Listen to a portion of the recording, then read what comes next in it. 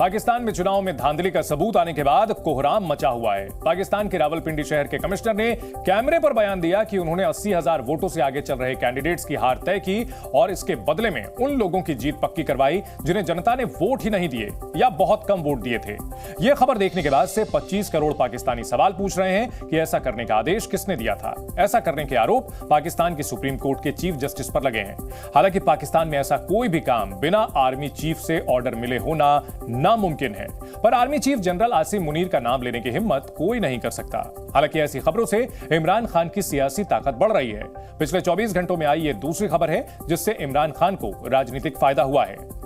दरअसल 80,000 वोटों से आगे चल रहे उम्मीदवारों को हराया गया और चुनाव में धांधली की इस खबर से यह तय हो गया कि पाकिस्तान का सिस्टम पूरी कोशिश के बाद भी इमरान के समर्थकों को सबसे बड़ी पार्टी बनने से रोक नहीं पाया। दूसरी खबर कल आई थी जिसमें बताया गया कि 2022 में इमरान खान की सरकार गिराने के पीछे भी पाकिस्तान की फौज का ही हाथ था। पिछले 2 दिनों से आ रही इन खबरों का यह भी मतलब है कि आने वाले दिनों में वहां से और भी ऐसी खबरें आ सकती हैं जिसमें चुनाव में हेराफेरी के नए सबूत मिले। पाकिस्तान में सेना की तानाशाही चलती है, यह बात पाकिस्तान सहित पूरी दुनिया को पता है। इसीलिए हम कह रहे हैं कि पाकिस्तान में इमरजेंसी की गारंटी है। पाकिस्तान में इमरान खान की पार्टी सहित कई दलों ने आज सड़कों पर धरना दिया। ये वो पार्टियां हैं जो चुनाव में धांधली का विरोध कर रही हैं और ऐसी ही एक रैली में पाकिस्तान में इमरजेंसी लगने की भविष्यवाणी की गई है। हालांकि एक नई रिपोर्ट आने के बाद यह साफ हो गया कि पाकिस्तान में लोकतंत्र सिर्फ दिखावे के लिए है। ब्रिटेन के एक अखबार द इकोनॉमिस्ट ने दुनिया के 167 देशों में लोकतंत्र की रैंकिंग को लेकर एक रिपोर्ट तैयार की है। इसमें पाकिस्तान को लेकर बड़े खुलासे हुए हैं। पाकिस्तान की सरकार अक्सर खुद को दुनिया का 5वां बड़ा लोकतंत्र बताती है। हालांकि पाकिस्तान का लोकतंत्र ढलान पर है, ये बात इस रिपोर्ट से साफ हो जाती है। साल 2023 में पाकिस्तान 11 पायदान नीचे खिसककर 118वें नंबर पर पहुंच गया है। इस रिपोर्ट के मुताबिक पाकिस्तान में तानाशाही है। हालांकि पाकिस्तान में तानाशाही को देखने और समझने के लिए आपको किसी रिपोर्ट की जरूरत नहीं है। पाकिस्तान की सेना वहां हर दिन ऐसे फैसले ले रही है जिससे यह बात साबित होती है कि पाकिस्तान में आज भी पूरी तरह से तानाशाही है और वहां लोकतंत्र सिर्फ और सिर्फ दिखावा है। पाकिस्तान में आज भी कई गिरफ्तारियां हुई जिनमें नेता और अधिकारी शामिल हैं। पाकिस्तान के पुलिस ने रावलपिंडी के कमिश्नर को गिरफ्तार करके किसी अज्ञात स्थान पर रखा हुआ है।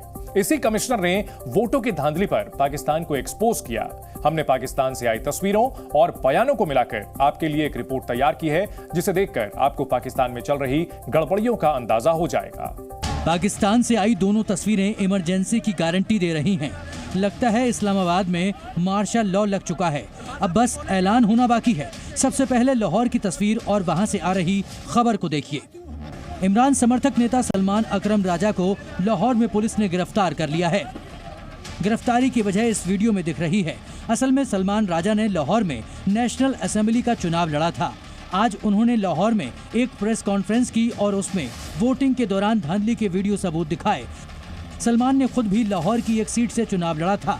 हालांकि जब वो इलेक्शन में गड़बड़ी का बयान दे रहे थे तभी वहां पर इमरान खान के लिए नारेबाजी हुई। पाकिस्तानियों का दावा है कि वहां कैमरों के सामने इमरान को मिल रहा समर्थन शायद पाकिस्तान की सेना को पसंद नहीं आया, इसलिए कार्यक्रम के बीच में ही वहां पर पुलिस आई और सलमान अकरम को गिरफ्तार करके घसीटते हुए लेकर चली गई। कैमरे के सामने हुई गिरफ्तारी तो सिर्फ एक ट्रेलर है। लाहौर से 1000 किलोमीटर दूर सिंध के जामशेरों में हजारों की भीड़ के सामने सेना का शासन शुरू होने की तारीख बता दी गई। पाकिस्तान में विपक्षी नेता पीर सिगवतुल्लाह शाह रशीदी ने नई सरकार को लेकर बड़ा दावा कर दिया है। चुनाव होने के 9 दिन बाद भी अब तक सरकार नहीं बन पाई है, लेकिन वो सरकार कितने दिन चल पाएगी इसका खुलासा आज हो गया है। विपक्षी नेता की बातों में छिपे डर को समझिए। इमरजेंसी लगने का मतलब है कि चुनावों के नतीजों को किनारे लगाकर इस्लामाबाद में फौज का शासन शुरू हो जाएगा।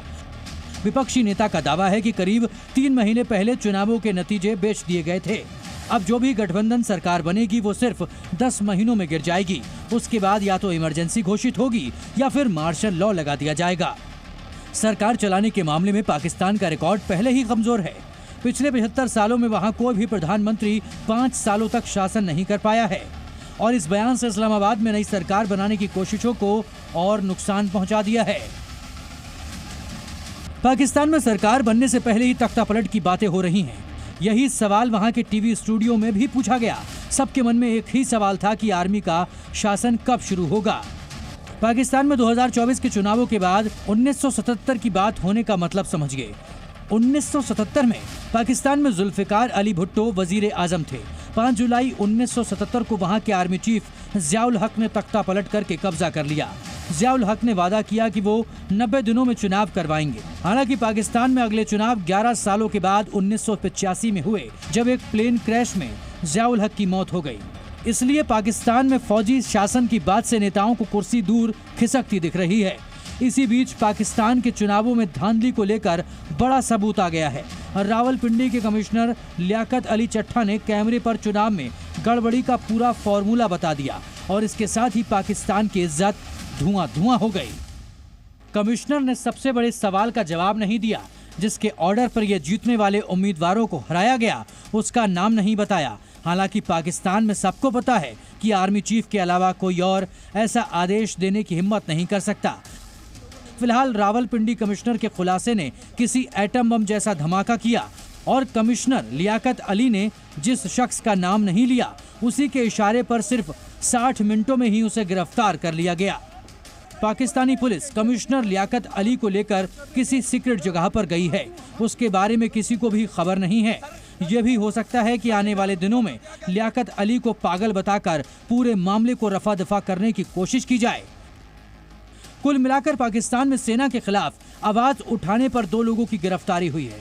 पहले नंबर पर इमरान समर्थक नेता हैं और दूसरे पर रावलपिंडी के कमिश्नर।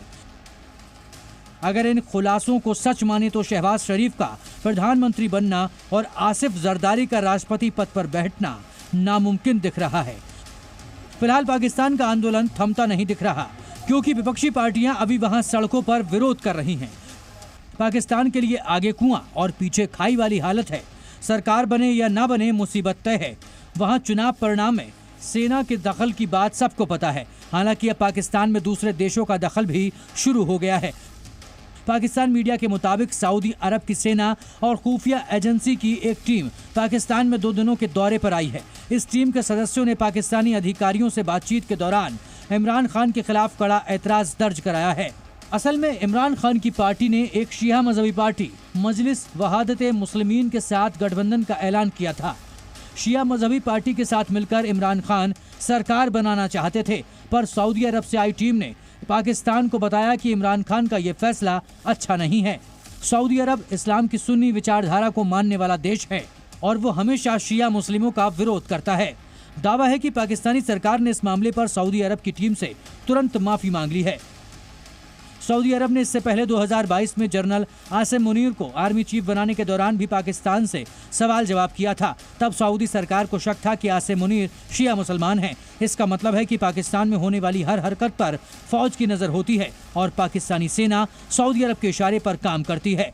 सऊदी अरब की धमकी के बाद इमरान खान की पार्टी ने ऐलान किया कि वो संसद से लेकर पाकिस्तानी पंजाब की विधानसभा तक विपक्ष में ही बैठेंगे और किसी पार्टी के साथ समझौता नहीं करेंगे। खबर यह भी है कि पाकिस्तान में चल रहा विरोध प्रदर्शन सड़कों से संसद तक पहुंच सकता है। अगर शहबाज शरीफ ने सरकार बनाई तो संसद में इमरान समर्थक उनके लिए नई चुनौती खड़ी करेंगे। इमरजेंसी का मुद्दा अपने आप में पाकिस्तानियों के लिए बड़ा सदमा है, पर अब पाकिस्तान के खजाने पर बुरी खबर आई है। इस्लामाबाद को मिलने वाले नए लोन पर संकट दिख रहा है।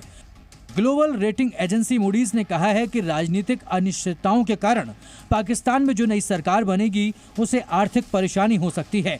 राजनीतिक अस्थिरता के कारण मूडीज के विशेषज्ञों ने पाकिस्तान को क्रेडिट नेगेटिविटी की रेटिंग दी है। IMF की तरफ से पाकिस्तान को $3 अरब की मदद का कार्यक्रम अगले महीने खत्म हो रहा है और जो भी नई सरकार बनेगी उसे सबसे नया कर्ज लेने की जरूरत होगी। हालांकि रेटिंग एजेंसी मूडीज का मानना है कि पाकिस्तान में बन रहा गठबंधन राजनीतिक रूप से बहुत एकजुट नहीं हो सकता। पाकिस्तान के खिलाफ मूडीज का दावा नई सरकार के लिए खतरे का अलार्म है, क्योंकि सरकार बनने से पहले ही वजीर आजम की विदाई की तारीख आ गई है। ब्यूरो रिपोर्ट, जी मीडिया। जी न्यूज़।